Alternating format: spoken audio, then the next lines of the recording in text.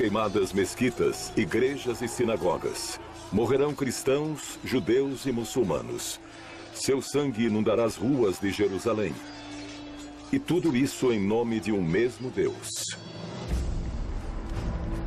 Pois todos vós apropriareis de suas palavras, as manipularão, as distorcerão e as deturparão, convencidos de estarem livres de terras santas. E os iluminados convencerão a milhares de desgraçados que matarem fiéis lhes renderá sua salvação. Os imperadores, os sultões e os reis desatarão a ira de seus exércitos. E assim, cheios de arrogância, os colocarão diante das portas do céu a gritar: veja o que fizemos por ti, Senhor. Não mereço entrar em teu reino? E não lhes darei resposta, apenas silêncio. Pois o inferno está cheio de boas intenções.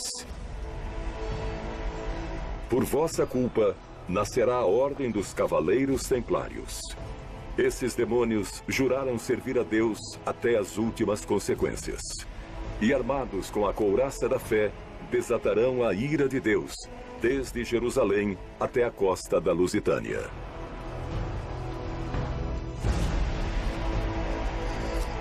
Maio de 1136.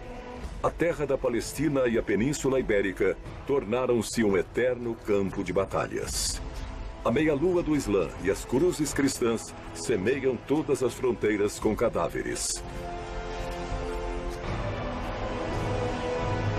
A morte os esperará em todas as partes. Mas se sois prudentes em todas as partes, vós também a esperareis.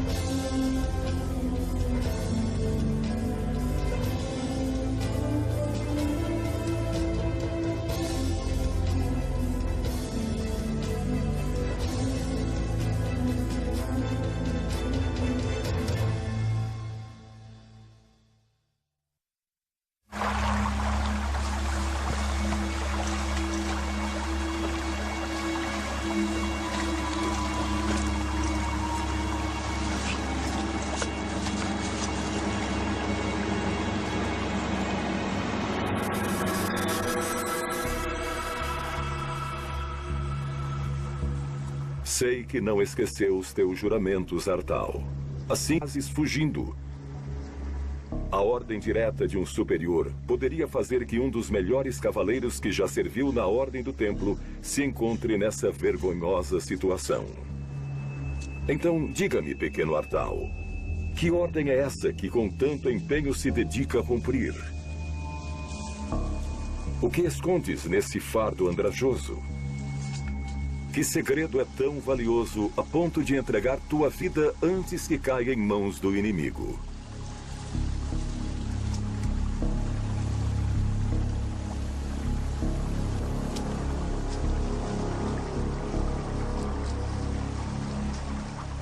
Um templário, segundo sua ideologia militar, segundo suas ordens militares, não podia abandonar jamais a batalha, a menos que lhe ordenasse o mestre ou o prior. Era regulamentado que não podiam se retirar da batalha, a menos que fossem superados na proporção de 3-1. Imagine em uma batalha ver-se superado nessa proporção. Seria difícil escapar disso.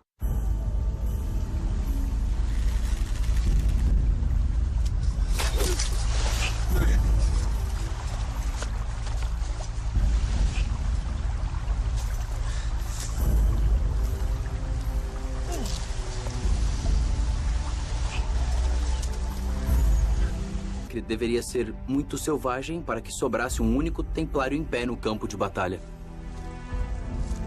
Os caçadores sarracenos conseguiram hoje uma deliciosa presa, mas conseguistes despistá-los. Mas vão te cercar, examinarão minuciosamente teu corpo e limparão o sangue de suas adagas com teu hábito branco. Tens certeza do que vais fazer, Artal? Tens certeza de querer entregar sua vida para cumprir uma ordem estúpida? Um templário nunca devia renunciar a uma batalha, fugir da batalha, só se recebesse essa ordem. Não é a primeira vez que... Depois de tudo, Deus nunca se dignou a falar contigo diretamente. Ou o fez? Quem, senão ele, te converteu em mais um órfão às portas de um monastério? Foi Deus quem levou tua mãe? Ou foi a peste? Quem te ensinou a cumprir ao pé da letra as palavras dos evangelhos? Foi Deus ou foram os monges?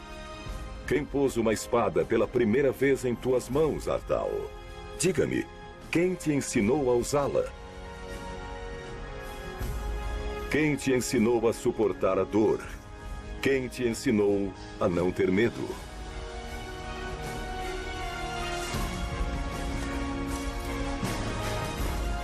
Os templários sangravam. Os templários, além do medo, tinham dúvidas, tinham conflitos pessoais.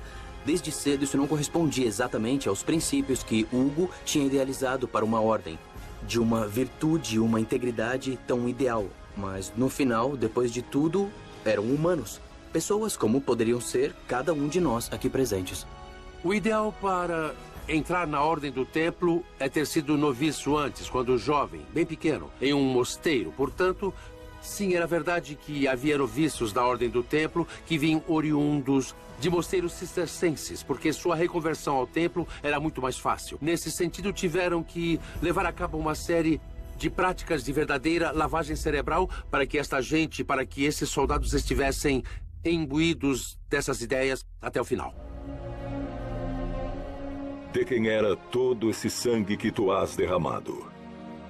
Era dos inimigos de Deus ou dos inimigos do templo?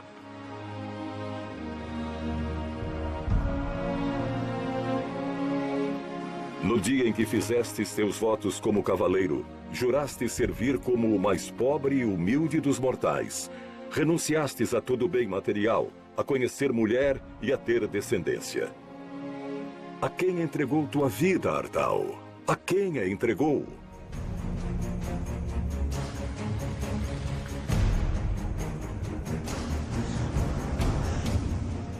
A ideia de entregar a vida por uma causa maior tem muito que ver com a forma de entender a vida presente. Se aquele homem vivia a tensão da vida temporal, digamos, desta vida, e ao mesmo tempo da transcendência, e era um homem profundamente crente, pensava que esta vida era apenas transitória, apenas um caminho, algo passageiro, como uma via para ganhar a outra. Eles se consideram potencialmente mártires. Fala-se dos frades, definidos como aqueles que são capazes de derramar o seu sangue até 7 vezes ao dia. Logicamente, isso pode acabar em martírio, e é algo que eles sabem que pode vir a acontecer. Portanto, desse ponto de vista, o martírio era entendido como sacrifício supremo para alcançar a outra vida que era perdurável e era a verdadeira vida. Pare de correr, Artal. Logo tudo terá passado. Procure um belo lugar para morrer e encomenda-te a Deus. Pois ele sempre te teve em alta estima e aguarda paciente a tua chegada ao reino dos céus.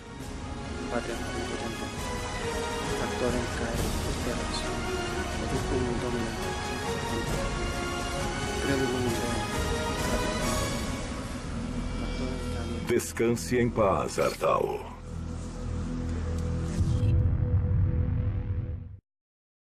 Que estariam absolutamente convencidos. Para começar, acho que há que se estabelecer uma diferença. São os homens que querem morrer nos campos de batalha. As mulheres são deixadas cuidando da casa e dos filhos, sabe? São esses os papéis da natureza. E que se conste que não é por nada. Eu não sou machista nem feminista. Eu limito-me a ter bom senso e ponto. Mas a verdade é que os que querem a guerra são vocês, os homens. São os homens que fazem a guerra, os que têm ambição desmedida, sem culpá-los, porque não há culpados, certo? Somos biologia e história, não há muito mais. Mas a mulher não quer morrer no campo de batalha de forma alguma. Eu, pelo menos, tenho certeza absoluta disso.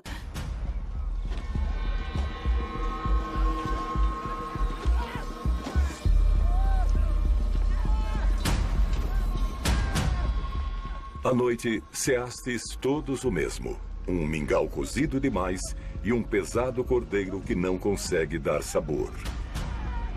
Se algum de vocês vão se lembrar desta ceia como a mais saborosa de toda a sua vida. Deixa-o aí. Não estão em condições de amparar mais feridos. Já restam só 20 homens em pé. E no final do dia, serão muito menos.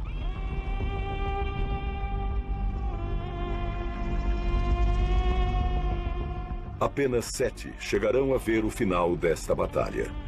5 desgraçados com muita sorte de que ninguém voltará a falar. Um herói e um rei.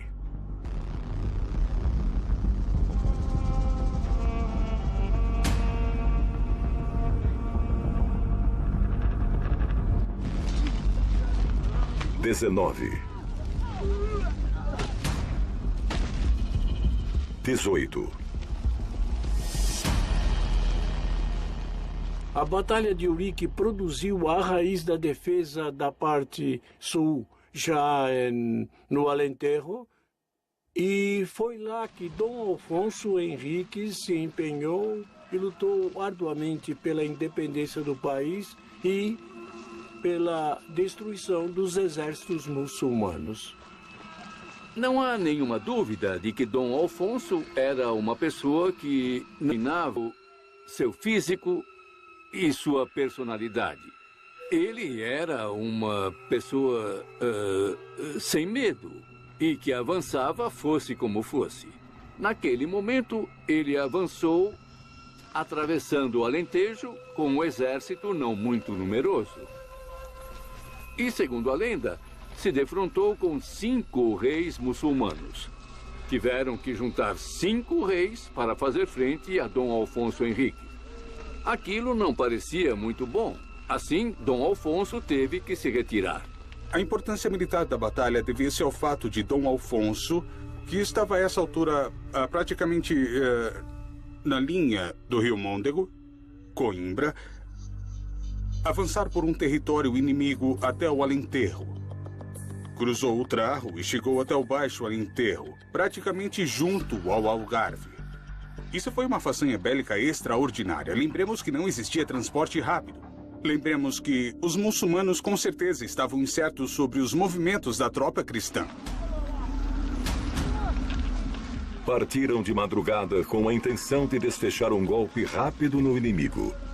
Nada que representasse grande risco. Rapinar alguns cavalos, queimar alguma granja. Ninguém teria adivinhado que 5 contingentes almoravides os estariam esperando. Destroçaram vosso pequeno exército e não vão parar enquanto a cabeça do conde de Portugal não acabar espetada em uma de suas lanças. E aqui estás, Alfonso, em meio a esse pesadelo, fugindo para se salvar. Tua vida depende desses 17 homens. Assim, trate de mantê-los unidos e, sobretudo, não perca mais nenhum. O castelo de Soure, essa magnífica fortaleza que tua mãe doou aos cavaleiros, não muitas léguas de distância. Terás de sacrificar a um de teus cavaleiros, pedir que lhe corra como um demônio, atravesse a linha sarracena e chegue com vida para pedir ajuda aos templários.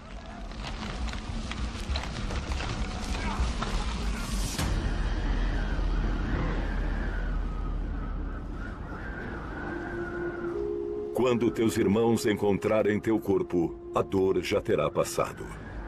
Serás enterrado em um lugar sem nome, que nunca ninguém vai encontrar. E na morte serás aquilo que fostes em vida. Mais um templário. Nada poderás levar, pois do pó vieste, Artal, e em pó te converterás. Um templário devia tudo o que era à própria ordem. Fora isso, não era nada. Nada. O templário era apenas depositário de objetos, nunca proprietário. Nada lhe pertencia, nem sequer a própria correspondência que lhe poderiam enviar lhe pertenceria. As espadas pertenciam à ordem, exatamente como suas cotas, seus sobretudos, túnicas e mantos. E ainda que pudesse dar-lhe algum tipo de mortalha, ou inclusive utilizar o hábito em alguma ocasião como mortalha, O certo é que isso não era assim. A ordem recolhia todos os bens de um irmão e logo em seguida os repartia, do lado externo entre os pobres ou entre o restante dos irmãos. É bastante significativo saber que o templário era enterrado ao modo cistercense. Completamente nu, envolto em um sudário sobre uma tábua e de boca para baixo, por não ser digno de olhar para o céu.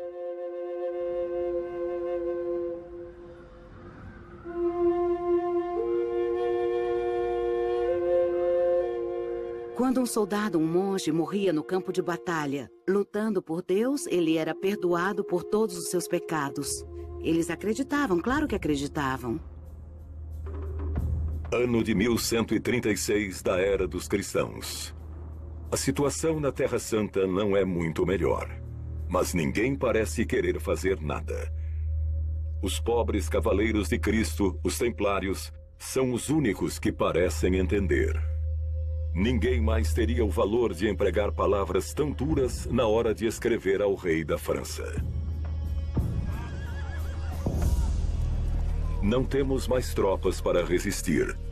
Dos 600 cavaleiros, só escaparam dos sarracenos estes que vos trazem a notícia. Estamos ameaçados de invasão e já somos muito poucos em Jerusalém. Portanto, atendam nossas necessidades.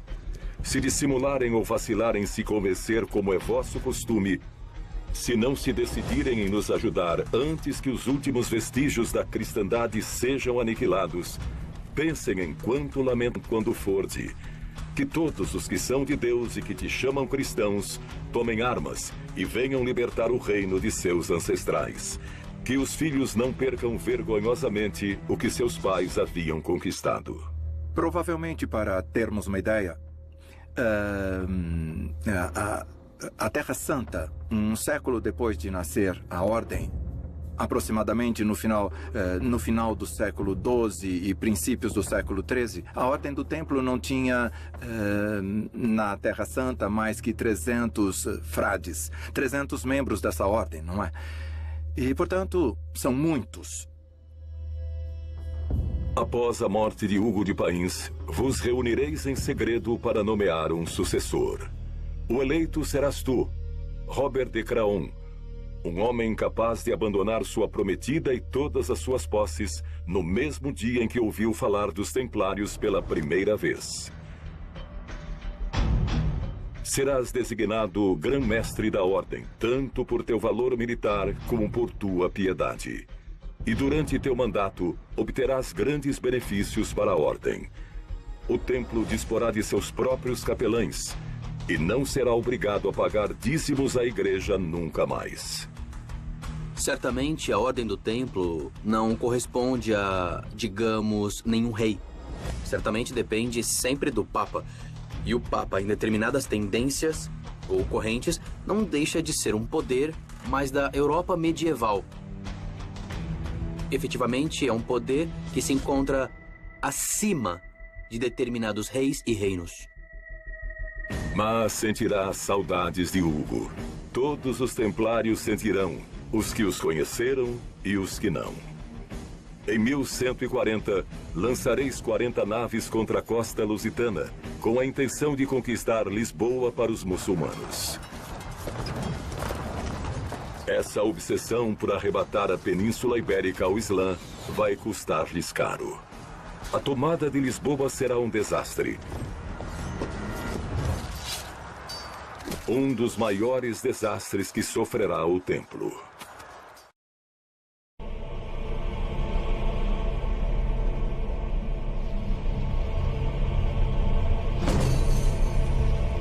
Dizem que antes de uma batalha, o medo provoca um desagradável cheiro de vômito.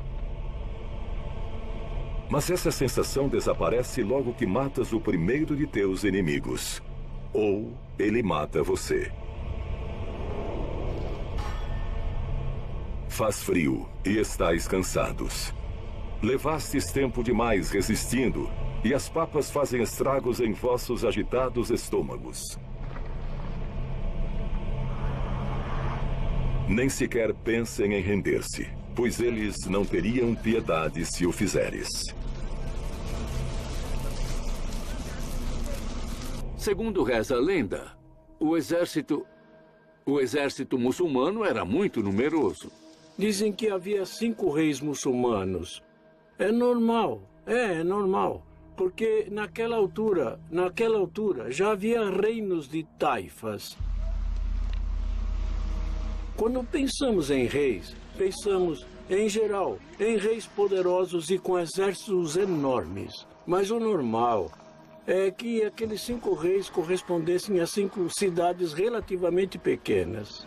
Os cavaleiros cristãos se esforçaram e lutaram com valor para destruir essa ameaça muçulmana. A batalha em si deve ter sido uma façanha bélica extraordinária. Dom Alfonso Henriques escolheu um local de onde podia ficar em vantagem. Esse local ainda existe e fica no Alentejo. Chama-se Cabeça do Rei. E era uma colina que, evidentemente, o exército inimigo não tinha muita alternativa senão subi-la para enfrentá-los. Não vamos pensar nos exércitos medievais como esses que às vezes aparecem em filmes, com essas multidões. E os exércitos na Idade Média eram exércitos reduzidos. Para um rei em uma situação muito delicada do ponto de vista estratégico, um punhado de homens bem adestrados podia fazer uma diferença sensível.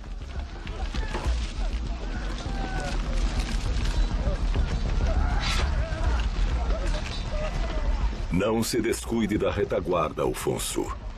Por mais que queira se apressar, não vai chegar muito longe sozinho. Este monte está infestado de sarracenos. 5 exércitos tentam vos caçar. E Carmens fica afastado mais de 2 palmos, se converte em pasto de massas e espadas almoravides.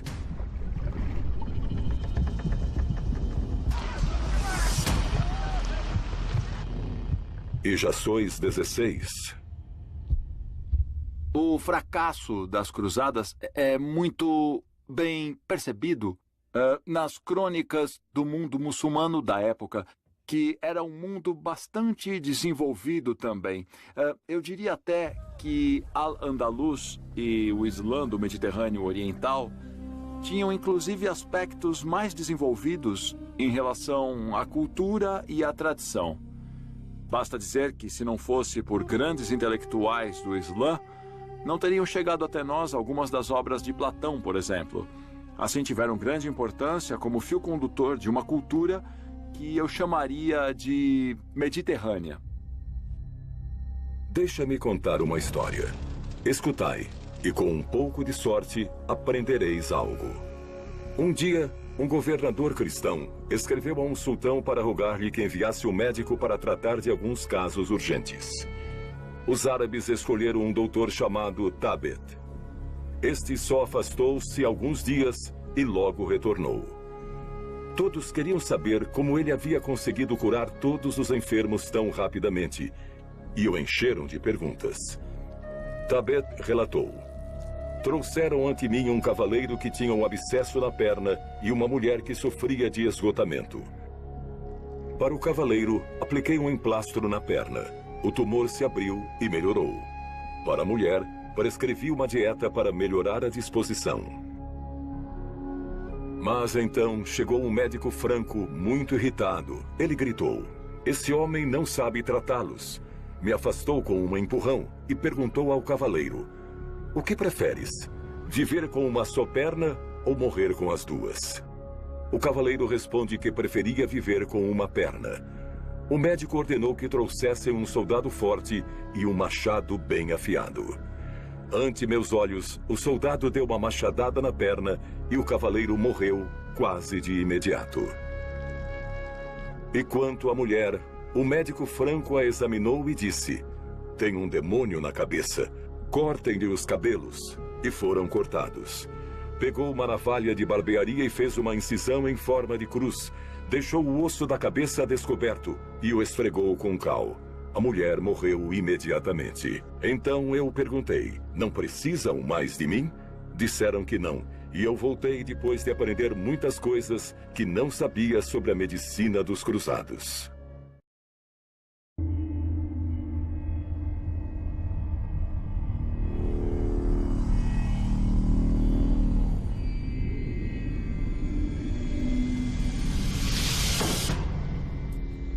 Conheces à perfeição cada um de teus homens.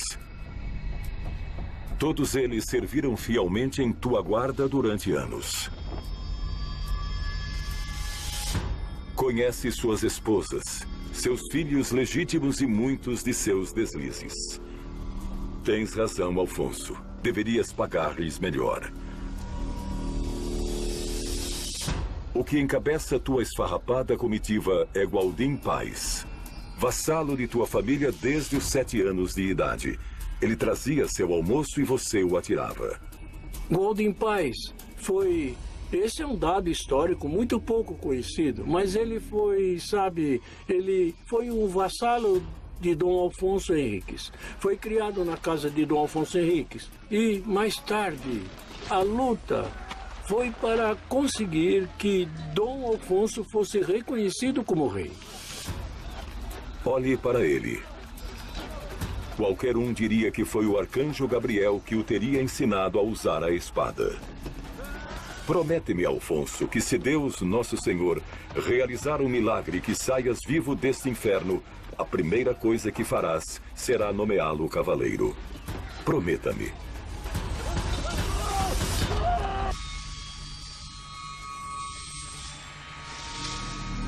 Esse pateta acaba de perder um de teus estandartes. Se não me engano, agora são apenas 12. Estou certo na conta, Alfonso? Há quem não acredite na Batalha de Eurique. Há historiadores que não acreditam nessa batalha e dizem que tem um valor simbólico. Há quem diga que a história é toda verdadeira. Não, ora, vamos ser um pouquinho sérios. A história sempre disse isso e todo mundo sabe. É escrita pelos vencedores.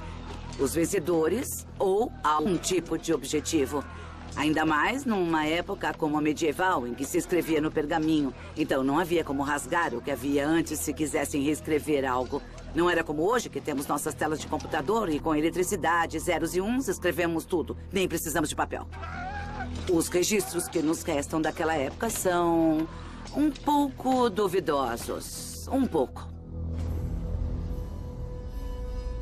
Tudo será acabado antes que o sol se ponha. 7 de vós voltareis para cá, os quais ninguém voltará a falar. Um herói e um rei. No ano de 1139 da era de Nosso Senhor e Criador de todas as coisas, encontrando-se as tropas cristãs em grande inferioridade numérica, e ante 5 exércitos de 5 reis mouros, Cristo, Nosso Senhor, descerá dos céus e se mostrará ante Dom Alfonso, único soberano de Portugal. E os anjos que com ele virão, lhe farão a entrega de uma cruz, dizendo-lhe: sob este signo vencerás. Eu diria que é a tradição de Eurique, porque se trata de uma batalha e de uma tradição associada a uma batalha. Acho que é essa batalha que marca o início mítico de Portugal.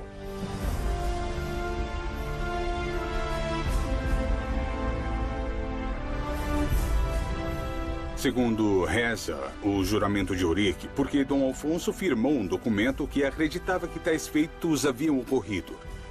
Jesus havia aparecido e havia lhe garantido que ele venceria a batalha. Também lhe garantiu que sua descendência sairia sempre vitoriosa até a 16ª geração. Bom, essa é a história da batalha. Mas esta tradição é a origem da nação portuguesa. Que o Estado português tinha, digamos, uma origem divina e que, inclusive, o seu primeiro rei recebe a bênção do próprio mestre espiritual, ou de Deus, ou de Jesus Cristo. E tem outra característica muito interessante. Quando se diz que Portugal é um país muito católico, que não se enganem os ingênuos, porque a Batalha de Eurique e a tradição de Eurique é a demonstração de que não somos um país católico. Somos um país cristão, mas não católico. Porque Dom Alfonso recebe a aprovação como rei diretamente de Jesus, não do Papa. Esta tradição significa isso. Nos encontramos diante de uma nação que recebe sua legitimação não da igreja, e sim do próprio Jesus.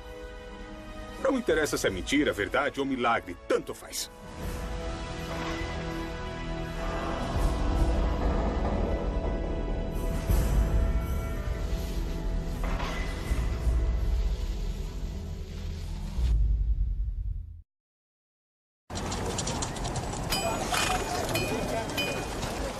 Uma pergunta que também chama muito a atenção é a disciplina dos templários. Como se conseguia? Porque aos templários se impunham castigos. Realmente podiam sofrer nas mãos da ordem muitas penalidades. Desde castigos físicos ou prendê-los em uma determinada masmorra, até perder o hábito ou um simples erro disciplinar. Existem muitos tipos de delitos pelos quais um templário poderia ser castigado, desde perder um objeto que pertencesse à ordem, até roubar e, inclusive, praticar sodomia ou relações sexuais com uma mulher. Chama a atenção, por exemplo, o caso que cita a regra. Um templário que, provando uma espada, resultou que a espada se partiu. Não devia ser uma boa espada. O templário foi castigado por isso. Capítulo 67 da Regra do Templo.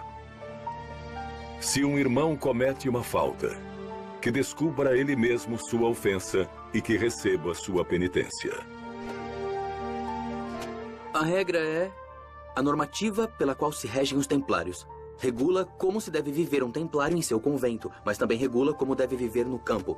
As penitências, como se pode castigar um irmão, por que se castiga um irmão. Tudo isso, que desde o princípio foi dito que estava expressamente proibido, podia te levar a castigos maiores e ficar preso por muito tempo, açoites e, acima de tudo e sobretudo, a expulsão da ordem. E, evidentemente, a sua inimizade perpétua. Denota-se aí que já teria sido um membro que professou e que fracassou. Sem a regra, não haveria tanta disciplina, e a disciplina é uma das principais características que definem os cavaleiros templários. Você entrava sabendo perfeitamente o que enfrentava. Você pertence a uma ordem reconhecida, representa um hábito, é um templário. Fracassou e vê-se sem a posse do hábito. E arrastado à lama. Já não tem retorno. A pena de morte não estava contemplada na punição. Mas claro que, diante de um castigo excessivamente severo, a resistência do corpo é que determina. É uma situação dura. E, evidentemente, ninguém a queria.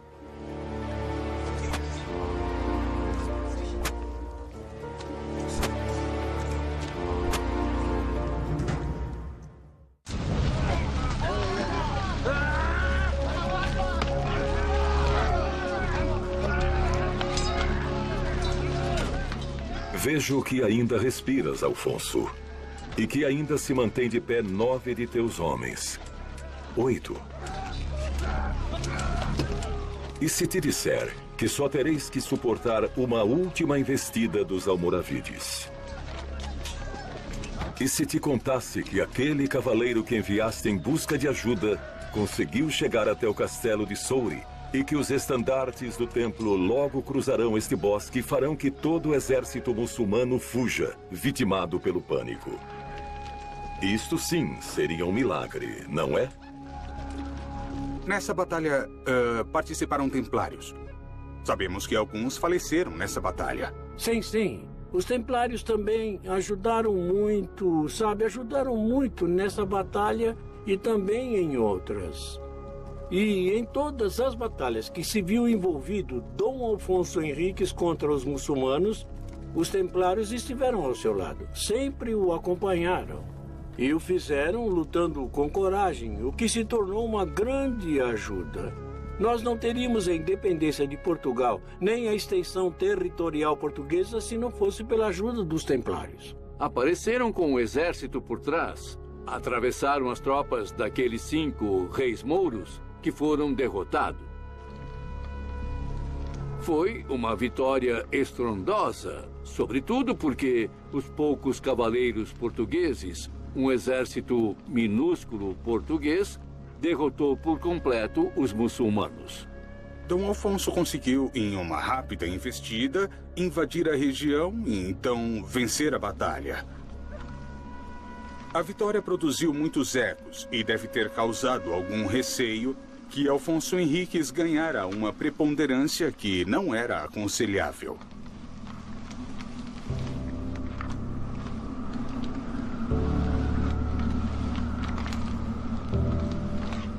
Prometeste-me que se ao término do dia ainda estivesse vivo, armarias cavaleiro a Gualdim Paz, o melhor de teus homens. Assim, cumpra tua promessa.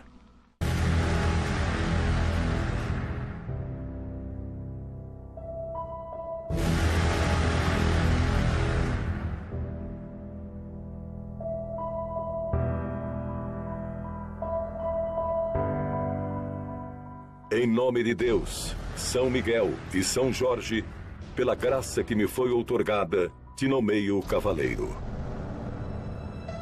Nessa batalha, nomeou cavaleiro a seu vassalo, seu amigo de infância, Gualdim Paz. Sim, senhor. Nessa batalha, ele foi nomeado cavaleiro. Depois disso, fez seu juramento e lhe entregou a espada, com a qual era feito o juramento dos cavaleiros, quando eles eram nomeados. E tu, Alfonso, tu serás rei. Alfonso I, o Conquistador, o primeiro de muitos soberanos do Reino de Portugal. O título de rei aparece a partir de Ourique. Por isso Ourique é tão importante. E passa a ser o governador do condado português. Havia acabado com 5 reis muçulmanos. Começou a se chamar de rei e todo mundo a chamá-lo rei. A partir desse momento, ele já se considera rei, porque essa foi a vitória que o consagrou na época. A Ordem do Templo assentou-se em Portugal no momento em que Portugal estava vivendo um processo de fundamentação de sua independência política. Então, contar com um recurso que dependia dessa monarquia nascente e que, em último termo, significava de alguma maneira a bênção papal da presença dessa ordem que dependia, em último termo, do Papa e, portanto, da existência política desse rei que se constrói com esse instrumento que é a Ordem do Templo. E sabemos que Alfonso Henriques, o primeiro rei de Portugal, teve um interesse especial em ajudar, em desenvolver, em fazer doações a favor da Ordem do Templo e contou com a colaboração ativa dos templários em seus distintos marcos reconquistadores. E não vamos esquecer dos marcos da construção da independência do Reino de Portugal. A importância que tem o conceito de ordem militar em boa parte e, sobretudo, a importância que tem para os reis é que as ordens militares, o templo em primeiro lugar, que é o arquétipo de todas, antes de tudo conformam um exército profissional. Em primeira mão, antes que existissem exércitos profissionais, é uma força permanente, coisa que no exército na Idade Média não era conhecida dessa maneira. E, além do que, um exército permanente ligado por votos religiosos, o qual quer dizer que a disciplina e a hierarquia se respeitaria. Eventualmente, se deveria respeitar de uma forma muito especial. Daí a importância que tem as ordens militares e daí a importância que tem para os reis.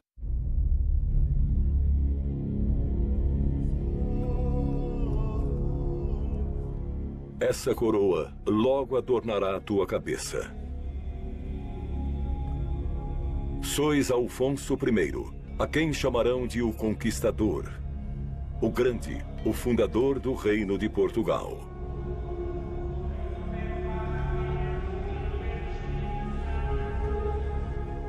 Teu reino nascerá muito antes de que o Papa de Roma e os vizinhos da coroa de Aragão se dignem a reconhecê-lo. Mas quem necessita o beneplácito de Roma quando Cristo, o Filho de Deus Todo-Poderoso, foi quem decidiu que tu, e não outro, devia reinar? Quem necessita do apoio da coroa de Aragão quando tu tens a tua própria? Essa coroa é tua. Tua e das muitas gerações que estão para chegar. Ainda se passariam 40 anos antes que o Papa reconhecesse o Dom Afonso Henriques como rei, mas reconheceu.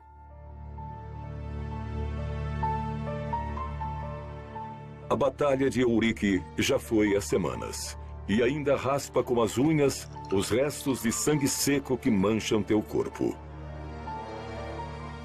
Nunca havias visto tanta morte, não é? Sinto dizer-te, Gualdin, mas os pecados não se lavam apenas com água, nem sequer os de um herói.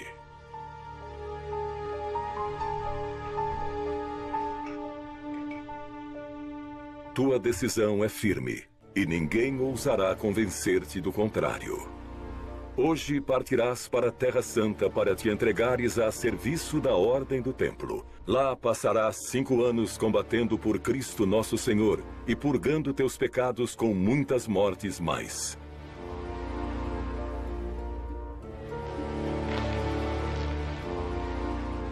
Não se despeça.